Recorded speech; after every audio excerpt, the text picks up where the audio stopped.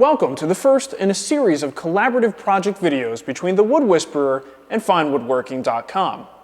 Now, I'm your host, Marc Spagnuolo, and as a contributing editor for FineWoodworking.com, I'll not only have the opportunity to produce some great videos, but we'll also provide you with a whole multimedia experience, including text write-ups, detailed photographs, and downloadable plans. Now, for a detailed write-up and downloadable plan for this project, check out finewoodworking.com/thewoodwhisperer. For today's project, we're going to revamp one of the most important tools in the shop, the assembly table.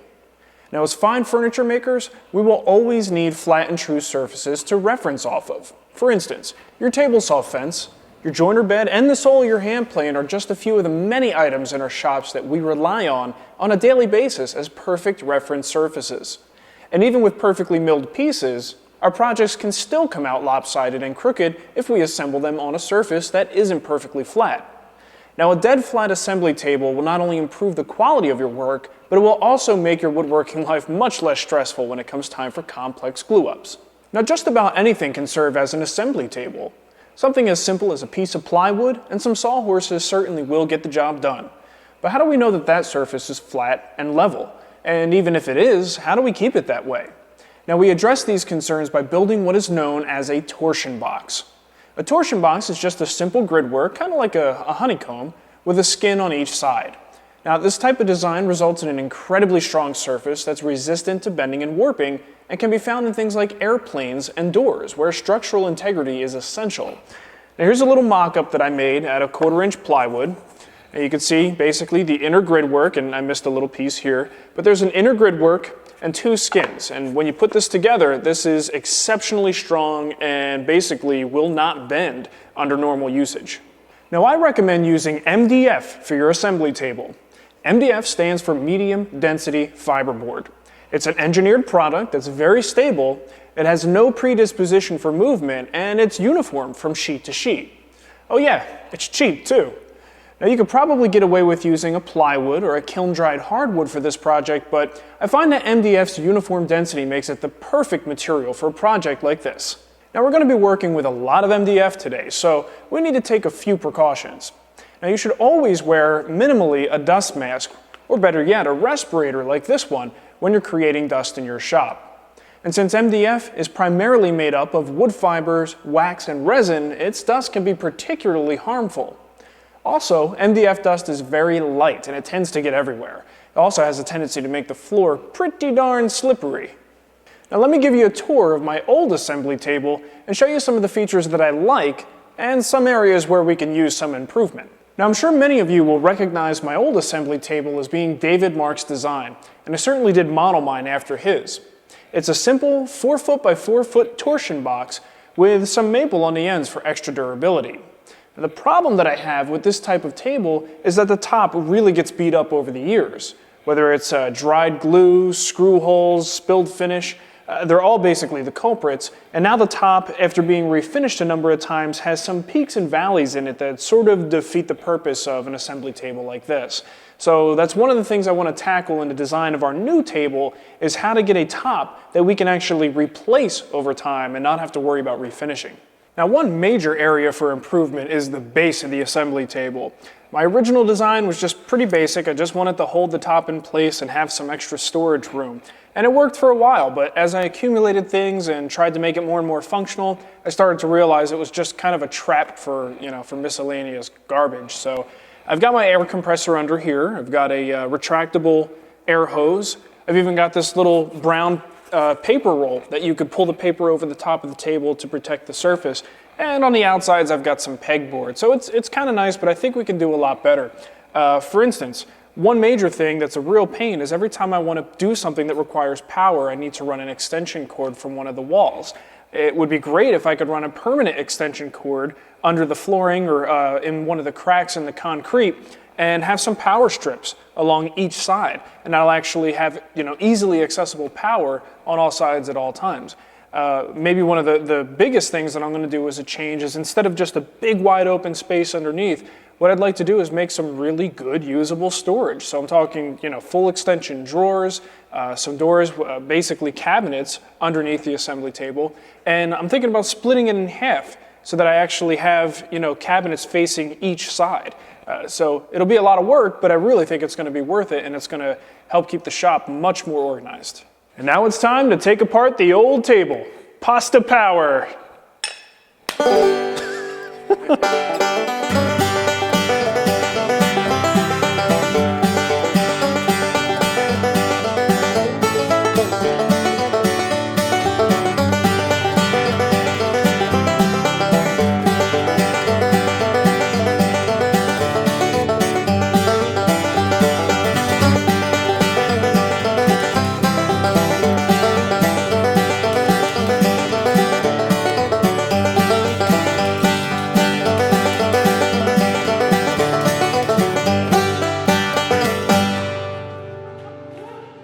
Now, to make a dead flat surface, we need to start with a dead flat surface. The method that I use is the one that I learned from the great David Marks. Now, we're going to start by creating a stable work surface using 2 sawhorses, a bunch of 2x4s, and a sheet of 1/2-inch MDF. So let's start by joining the tops of our sawhorses. After removing the top board from each sawhorse, I joint one edge. This will make sure that I have a flat and true surface to start building my work surface. I only need to joint one side. While I'm at the joiner, I joint one edge of my long 2x4s that will serve as a sub-base for our work surface. These boards need to be a uniform width, so I give them all a few passes through the planer as well. We don't really need to worry about the flat faces of these boards since they won't really affect our setup. And finally, we trim our boards to roughly 6 feet long.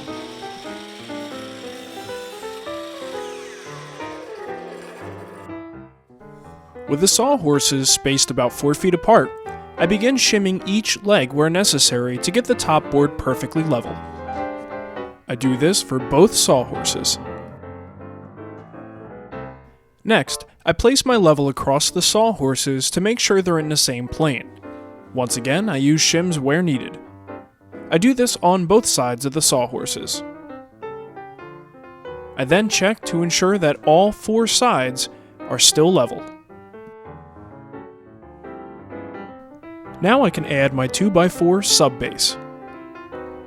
I simply space the previously jointed and plain 2x4s evenly across the top of the sawhorses. I then check each board individually for level. And finally, I check across the boards at each end.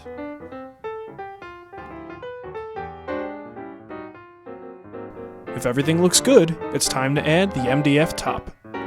With my stepdad's help, I place a full sheet of 1/2-inch MDF on top of the 2x4s. Now with our MDF on top of our boards, we are 99% there. There's just one more thing that we can do to make sure that this surface is perfectly level. We're going to use a set of winding sticks to make sure that there's no twist in the board. Now winding sticks, it's sort of a classic old way of making sure that surfaces are flat and level. Basically, it consists of 2 identical pieces of material. Now you can use kiln-dried hardwood for this, you can use plywood. I'm actually just using aluminum straight edges that I bought from Home Depot. These were really cheap. It's a full 8-foot straight edge that splits in half into 4 foot each. And I've just taken some blue tape and put it on one edge and some white duct tape on the other edge. Now, you can come up with different ways of using markers or whatever to make contrasting surfaces. The idea is you place one on each end of our surface,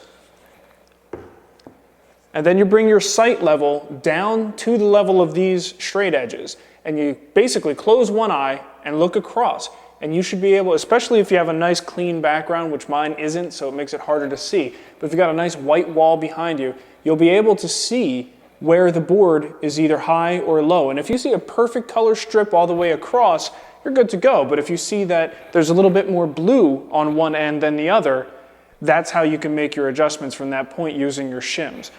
Fortunately, ours was right on, so we don't have to do anything. We can keep going. Now I'm going to do one more thing before we start cutting our strips for the top. I'm going to go around to each leg and secure the shims using hot glue. It's not going to be permanent, we can knock them out later, but it'll help me just make sure in case I kick it or bump into it that it's a lot less likely to move out of place and ruin our perfectly flat surface. Now it's time to cut our grid strips.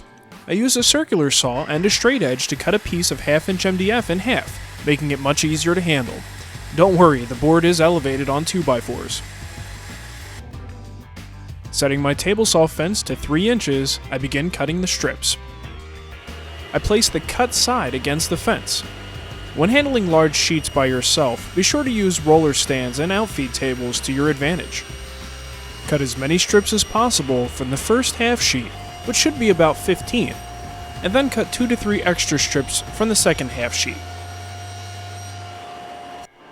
With a little help, I then cut 3 long 3-inch strips from a sheet of 3/4 inch MDF. This material will be used for the outer frame of our torsion box. Now if you don't have a helper, be sure to cut the board down to a manageable size first, before you start making your cuts.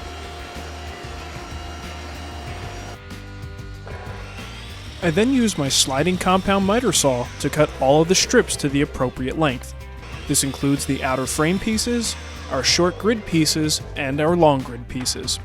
Refer to the plan for exact measurements. Now my assembly table is going to be roughly 4 foot by 6 foot when completed. The torsion box itself will be constructed with an outer frame of 3/4 inch MDF. The frame's dimensions will be 47.5 inches by 70 3/4 inches. Now the inner grid is going to be composed of 1/2 inch MDF. The grid pieces and the frame pieces will all be cut 3 inches wide, and the inner dimensions of each grid square will be 7.25 inches by 7.25 inches. Now it's important to remember that you can make your assembly table as big or as small as you like. Adjust your numbers accordingly and you should have no problems. So let's quickly review all of our torsion box pieces that we've cut. We've got 2 70 3/4 inch long frame pieces. We've got 2 46 inch short frame pieces. We have 8 46 inch long grid pieces. And then we have our 35 7.25 inch short grid pieces. Now we've also got an extra one here that we're going to use as a spacer during the construction. And finally, I have one extra piece here, and that's for our last row of short grid pieces. We'll cut those last since we may have some cumulative error to contend with at that point. Before assembling our grid, it's a good idea to wax the MDF work surface so that the glue is less likely to stick. Now it's time to assemble the frame. I use a framing square to align the pieces, and glue and brad nails is all we need to connect them. I then use Rockler's handy little square clamping system to hold the pieces at a perfect 90-degree angle as the glue dries. I repeat this process on the remaining 3 corners. Using my 7.25 inch spacer, I begin assembling my grid. Once again, I use glue and brad nails. I install 5 short grid pieces per row in the same manner. I use the 7.25 inch spacer as a guide and nail the long grid piece to the short grid pieces as well as the outer frame.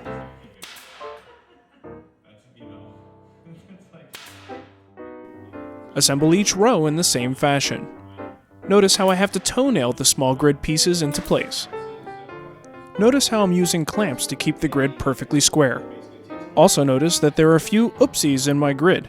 This is really no big deal as long as everything is square and even. For the final row, I'm cutting each piece individually so the fit is perfect. Now that the grid work is in place, I just want to point a few things out. First of all, notice all the clamps that I have on here. What started to happen was as I put the grid together, I started to notice that there was a little bit of a bow, and I didn't want that to translate out to the final piece on the end. It would just make the table not perfectly square. So what I decided to do was actually scoot everything down to the corner of my base, my work base here, which is a nice piece of MDF that I already measured the corner and it is square. So I wanted to make sure that my work piece and the grid itself conformed to that piece of MDF. So I essentially just clamped it down in each location to make sure it stays nice and even, and that's going to translate through the rest of the piece. So that squared everything up real nice. Now at this stage, I like to just let things sit for a few hours, let the glue dry, and the whole piece will get nice and rigid so that when we throw our skin on top, nothing's going to move around, it's going to be nice and secure. Now here's a quick tip. If your small grid pieces, maybe sit a little bit higher than they should, if you could feel a ridge with your finger, it's a good idea to get a block plane and just give it a few strokes across. And make sure you remove that because that will affect the overall flatness of this table when it's all said and done. Now it's time to add our 1/2 inch MDF skin. I like to cut the piece a 1/2 inch oversized in each direction. I spread a nice bead of glue over the entire grid. Using small strips of MDF as a spacer, I place the sheet of MDF on top of the grid. Once everything is lined up the way I want it, I remove the MDF strips. Using a big drywall square, I draw lines across the top representing the locations of the long grid pieces. Just line the square up with the nail holes on the side. This will serve as a guide for my brad nails. This is not the time to be stingy with your brad nails. Use about 6 to 8 per row. For added reinforcement, I pre-drill and drive some 1-inch screws into the top.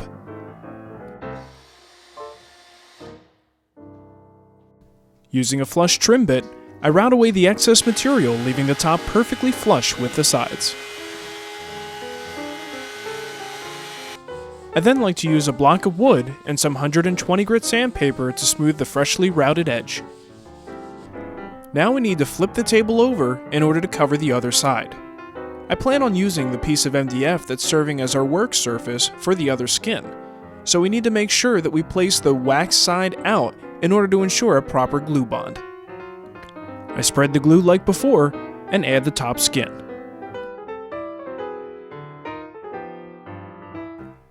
The process for securing the top is the same as the other side. Strike a line and fire away with the brad nails. Well, in case you hadn't noticed, I didn't trim the top skin ahead of time. No particular reason, just laziness. I trimmed the excess off with a circular saw and a straight edge, leaving about a 1/4 inch overhang. And once again, I trimmed the top flush with the sides using a flush trim bit and my router. A little sanding, and we're ready for the hardboard top. I pre-drill and secure the hardwood top with 1/2 inch screws. Then it's one more round with a flush trim bit. Now that the hardboard is secured to the torsion box and trimmed nice and flush, we could turn our attention to the sides. This could work, we could leave it like this, but I want to make it look a little nicer and I want some extra durability. The sides of this table are going to receive quite a bit of abuse as I bump things into it or hit it with a clamp, so a nice hardwood would be perfect for the outside edge. We're going to use some white oak. I've got some left over from a previous project and I think it will be perfect for this. So now I'm going to mill these boards to the proper length and width. And if you have any questions on milling technique, I did cover that topic in my joiners jumping episode, so check out the Wood Whisperer site for more information on that. Now that my oak boards are milled up and cut to length, I'm going to quickly sand the top edge and the inside edge where it meets the hardboard so I don't have any risks of getting a splinter there. And we don't want to really sand them after the board is in place because it's going to be perfectly flush with the top of the hardboard and we don't really want to sand the top of the hardboard. So we'll get the sanding done and over with now and then we'll attach these to the sides. I pre-drill and countersink my oak strips before attaching them. I spread a good amount of glue on the side of the torsion box as well as the oak strips.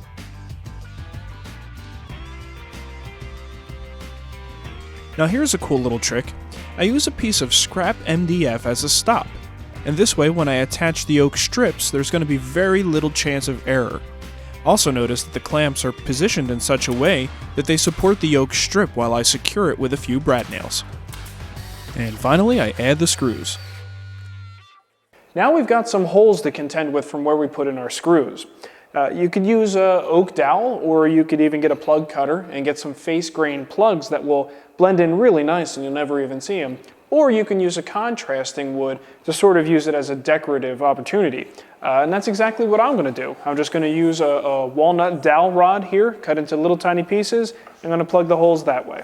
Now the edge of our table is a little bit sharp to the touch, so we should probably do something about that. I'm thinking a nice little 45-degree chamfer should do the trick and it'll make it look pretty nice too. Okay, so now is a perfect time to sand the outside trim of our assembly table. I've got some areas that are a little bit rough and my plugs are still sitting a little bit proud, so it could use a little bit of work. I'm also going to pay special attention to any of these corners and edges, and especially this bottom edge is something we might forget about. That's an area where you may run your hand across and find that you actually give yourself a nice little, paper cut almost from a really sharp corner. So let's make sure we round all those over. So let's talk about the possible finishes we could put on this table.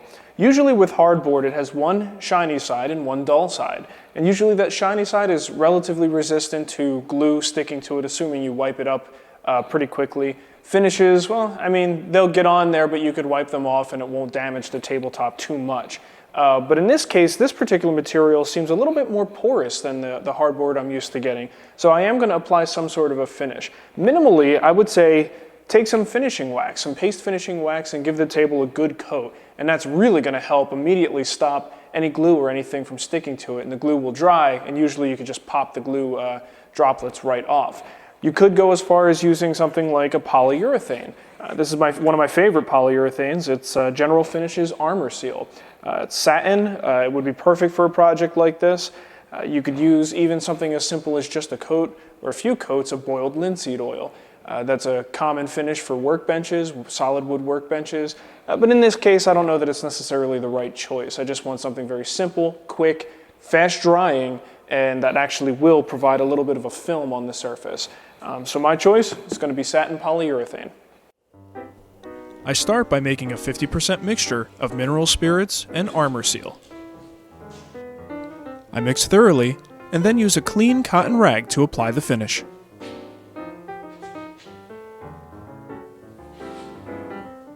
It looks like the armor seal left a really nice smooth finish on the hardboard here. The sides definitely could use a few more coats, so I think I'm just going to do maybe 2 more full-strength coats over the entire piece, and this puppy's ready for the shop. Well, here it is, our new and improved assembly table. It's dead flat, and the white oak really dresses it up nicely. I especially like the little walnut dowels. Now perhaps the best part about it is the fact that I don't have to baby the top anymore. I can beat it up all I want, and if the top gets in bad enough shape, I just replace it. So the next thing that we need to do is construct a base, and we'll have future videos covering that topic. As always, if you have any questions about this project, please feel free to email me at thewoodwhisperer@gmail.com. Or you can visit my website at thewoodwhisperer.com.